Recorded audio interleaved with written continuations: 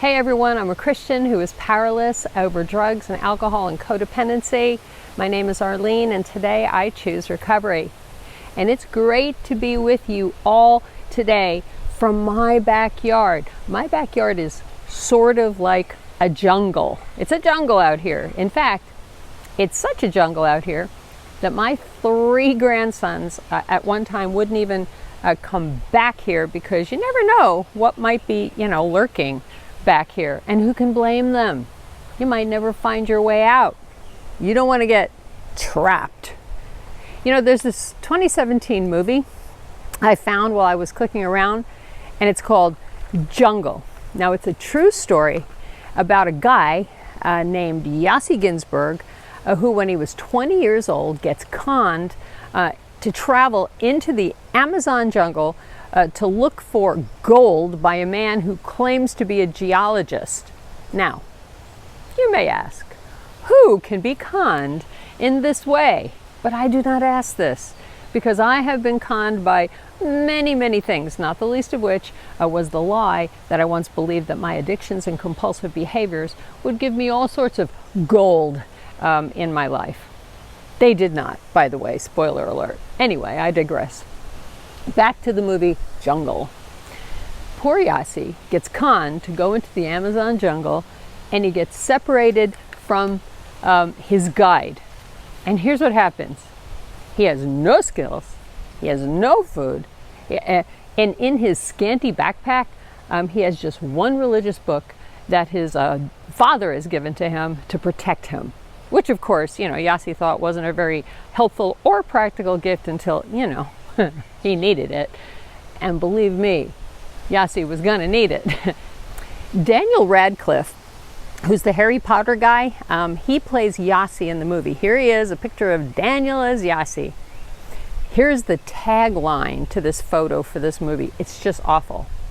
Swishing its tail from side to side, the jaguar readied itself to kill. Its eyes were locked on the young backpacker, who watched helplessly as it raised its razor-sharp claws to pounce upon him and crush his skull. Well, that's officially awful. But anyway, to fight this jaguar off, the real Yossi made a makeshift flamethrower out of a Bic lighter and mosquito spray, a move that he remembered from a James Bond movie. And here's what else Yossi had to endure. During the ordeal, he walked so far that his flesh tore off his feet, causing such agony to himself that to distract himself from that pain of his feet, he put hundreds of stinging fire ants on his face. He ate monkeys to save himself from starvation, and at one point, he hallucinated so badly that he believed that a ghostly spirit had joined him on his agonizing trek. In an interview after he escaped, Yossi admitted that he now understood people who ate human flesh during times of being trapped in disasters. He said he was so hungry that had there been human flesh to eat, he would have done it. I sort of understand the agony of being trapped in an endless disaster movie with no way out. And you know what? I think a lot of you who are watching here tonight in recovery might understand that as well. Because when we struggle with addictions, when substances have us trapped and in bondage, in chains, things like drugs and alcohol and food and things like that, it can feel like we are just trapped and there's no way out. And then there's like when we're bound by afflictions. Now, afflictions, they're not particularly maybe by our own making.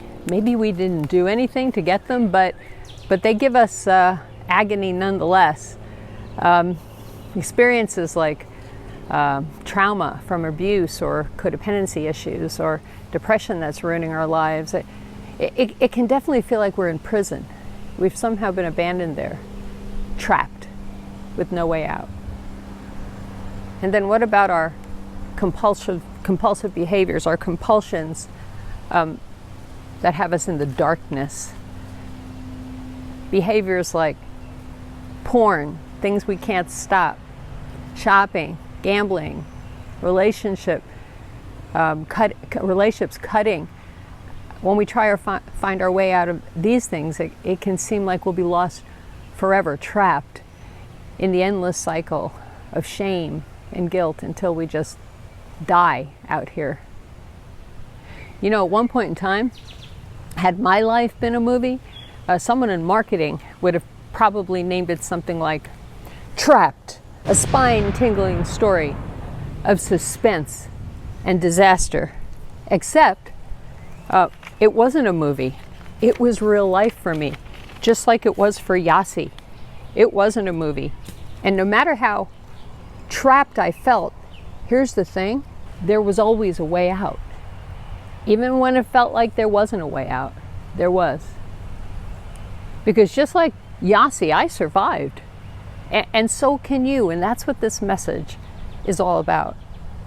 See, I want you to take a look at this orange tape we have out here in my real life backyard. I told you my grandsons were afraid to go out here into the jungle back here because at one point they didn't want to get lost and trapped. And that's probably pretty smart of them, because I have to admit, I never went all the way back here for that same reason, because, well, you know, you never know, right? So my husband Chris had this idea, and it was a great idea, of putting up this orange tape. Now this tape is strung all around the trees leading all the way into our jungle, and around all of the trees leading all the way out of our jungle. And now the boys can find a way out when they go in. All they have to do is stay close to the orange tape, and they know they're safe, even if they can't see the house, even if they can't see the yard. And now that they use this lifeline, they're not afraid anymore, because there's a way out. All they have to do is follow the orange tape. You ever notice how all the really good disaster movies seem to have a way out, and all the people have to do is to find it and to follow it? You know, growing up, one of my favorites disaster movies was The Poseidon Adventure. Now there's a movie. It came out in 1972 when I was 14 years old. And granted, I was 14 years old and I was pretty impressionable, but you know what? The Poseidon Adventure, that was a scary movie to me. Because here's the premise. Because of an underground tsunami, an underground earthquake, a tsunami capsizes an enormous cruise ship. All the passengers are trapped in a capsized cruise ship that's quickly filling with water. In my book, that is really Trapped. You know, if you haven't seen this movie, please, you got to see it. Not the remake, okay? The original, not the 2006 version, the 1972 version, because the whole premise is that these folks have to find their way to the surface of the ocean. And the whole movie set is set in this upside down cruise ship, kind of cool for its day. Now, all the people who survived this tsunami event are trapped in an air bubble in the ship. And between the air bubble these folks are trapped in and the surface of the ocean are rooms and rooms and rooms of the cruise ship filled with water, separating them from freedom and life. It seemed like for these trapped people, there was just no way out. You know, sometimes when we're trapped by our issues and problems, it feels like there's no way out. Suicide sometimes seems like a good option. It feels like the way it is right now, well, that's the way that it's always going to be. That's the definition of hopeless, by the way. Perhaps we've tried lots of ways to change and nothing changed. I know that was true for me. I tried changing people, places, and things, but I stayed the same. I moved to different places. I married different people. I drove different cars. I drank at different bars. I took different drugs. I read different books. And I found different friends, but I stayed the same. Maybe you can relate. And you know, when you feel like that, it can seem like maybe you're just going to die this way.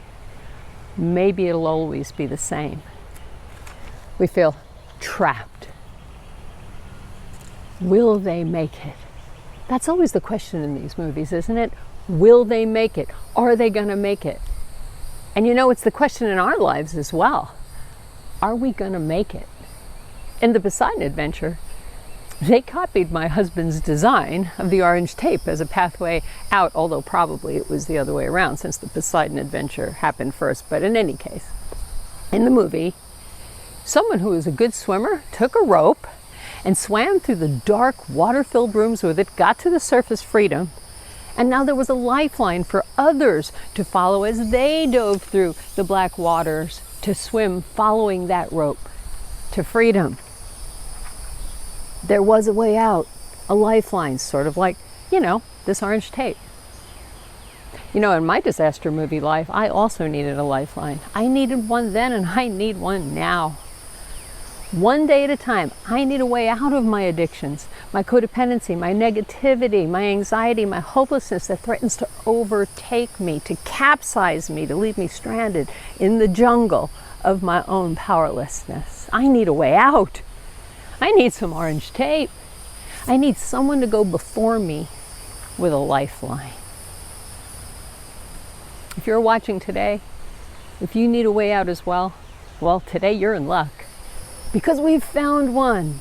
We have our orange tape out of the jungle. We've brought our lifeline through the black waters. We have a way out, and it's called recovery and all the practices that recovery provides to us to help lead us out of the jungle of our bondage and confusion and into freedom and a new life. We've been given a lifeline, one that many have traveled before us. And if we follow it, I tell you, we're going to make it. You know, there's a story in the Bible that could have been the subject of a good disaster movie, or kind of a real life Poseidon adventure. It even takes place on the water. Actually, you can find a lot of good potential disaster movies, plots in the Bible, but you can find this particular one that we're going to talk about today in the Gospel of Matthew, chapter 14, starting at verses 20 through to 24. Now, here's the plot synopsis. Jesus and his disciples have just fed a few thousand people, and now it's later on in the day. And here's what happens next. Right then, Jesus made the disciples get into the boat and go ahead to the other side of the lake while he dismissed the crowds. When he sent them away, he went up into the mountain by himself to pray. Evening came, and he was alone. Meanwhile, the boat, fighting a strong headwind, was being battered by the waves and was already far away from land. All right, so here's the setup.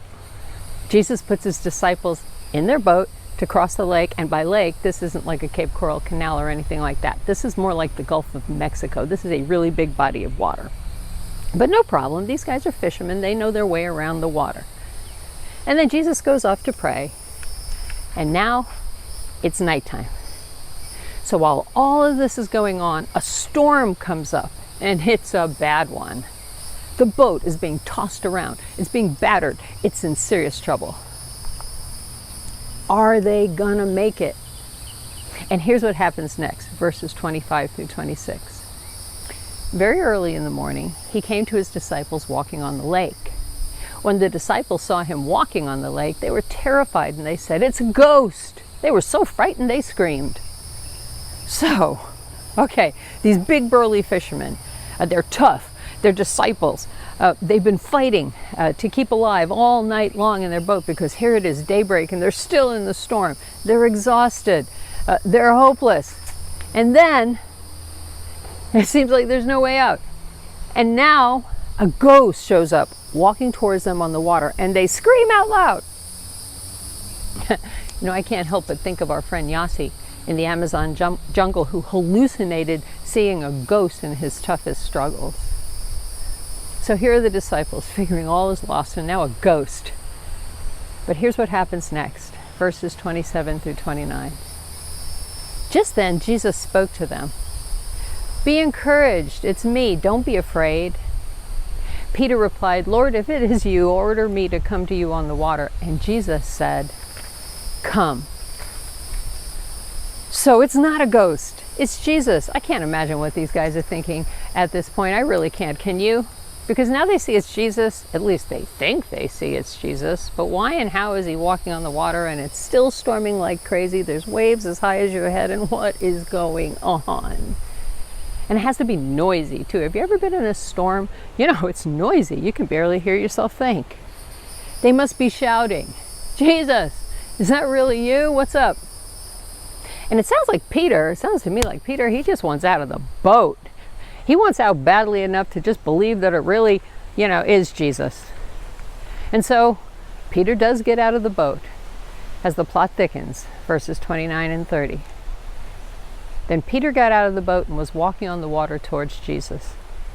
But when Peter saw the strong wind, he became frightened. As he began to sink, he shouted, "Lord, rescue me." So, just like in all good disaster movies, Peter has a choice to make here. He's decided to get out of the boat and go to Jesus because that seems like a way out of being trapped in the storm. But when Peter does get out of the boat, he starts to sink. The storm is still raging all around. The noise, the exhaustion, the hopelessness, it's all still real. He's still trapped. No miracle has saved any of the disciples as of now. And Peter has a choice. And the choice he makes is to shout for Jesus to rescue him. And here's the last verses, 31 and 32. Jesus immediately reached out and grabbed him, saying, "You man of weak faith, why did you begin to have doubts?" When they got into the boat, the wind settled down. Peter chooses to shout for Jesus rather than trying to reach backwards for the boat. Peter finds that Jesus really is the lifeline. Jesus grabs for Peter, who's grabbing for him, and the wind settled down, and the disciples are saved. An awesome end to a spine-tingling disaster. I think this is a good story for those of us who suffer from addictions, afflictions, and compulsive behaviors as well. When you and I are trapped, there is a way out. And Jesus is reaching out for us to settle our waves and winds. When we set our eyes on Jesus rather than the disaster of our lives, he provides for us the way out. And for us, the way out is the disciplines of recovery. That is our pathway out. Jesus is the lifeline to that. Jesus is our orange tape in the forest. The question is, are we going to follow him into the full recovery he offers us? Because there's another reality about how disaster movies work. Most of the time in a really good disaster movie, there are the people who grasp the way out, and then there are the people who don't. It's part of the general plot of these kinds of movies, if you think about it. And in the Poseidon Adventure, there were two groups of folks just like this. The ones who went forward with the rope under the water, even though it was frightening, and the ones who didn't trust the way forward, so they just stayed trapped. You could say, if you're going to make the comparison with our story of Peter and Jesus, you could say that there were the ones who got out of the boat and the ones who didn't. You could say that there were the ones who grabbed the lifeline that pulled them to freedom and new life, and those who didn't. There came a time, a few years into my awareness that my drug and alcohol addiction were killing me, that I became willing to go to 12-step meetings, and I became willing to do service work, like going to detoxes and to rehabs to spread the message of hope. I became willing to do these things. I was willing to do the chores needed to be done around the meetings, like emptying ashtrays and greeting newcomers. I was totally willing to follow that orange tape that people in recovery suggested that I follow. Well, I was willing for a few feet out of my disaster movie, at least. But I was still very unhappy. I still suffered from a lot of anxiety. I was still making very bad choices when it came to relationships specifically. In fact, I moved 3,000 miles across the country with a guy I barely knew that I met in a newspaper ad, but that's a whole nother story for a whole nother day. Let's suffice to say that I wasn't drinking or using, but I was not emotionally, mentally, or spiritually healthy at all. And that was because I was willing to follow, a few of the ways out of being trapped. But I wasn't willing to go the whole distance. I was still holding back when it came to getting a sponsor with whom I could be completely honest. In fact, I wasn't being completely honest with anyone. I was still trapped and alone in my own head and woundedness. And so I couldn't work the 12 steps of recovery since I didn't have anyone to guide me through them. You could say that I had gotten out of the boat, but I was still sinking. I knew there was a way out, but I hadn't completely grasped that lifeline. It took a while, and it took some more unhappiness and anxiety and poor decisions, but I finally did. I finally cried out and I asked God to help me. And I began working the complete program of recovery He gave to me for a way out. You could say I began to really follow the orange tape all the way, and I've been following it ever since. Sometimes veering off the path a little bit, right? Because I'm not perfect for sure, but never enough to not have that tape in sight, because I don't ever want to be trapped again. You could say, if you wanted to say it another way, that I decided to get with all the other recovering people who had survived their disaster stories, and finally, like they did, I decided to work steps 2 and 3. Step 2 came to believe that a power greater than ourselves could restore us to sanity. And step 3 made a decision to turn our will and our lives over to the care of God. I finally surrendered. And the way I worked step 3, the way I actually turned my life and will over to the care of God, was to work the rest of the 12 steps, to go to meetings, to trust my sponsor, to become honest and open-minded and willing to follow the way out that everyone else had taken before me. And here's what happened.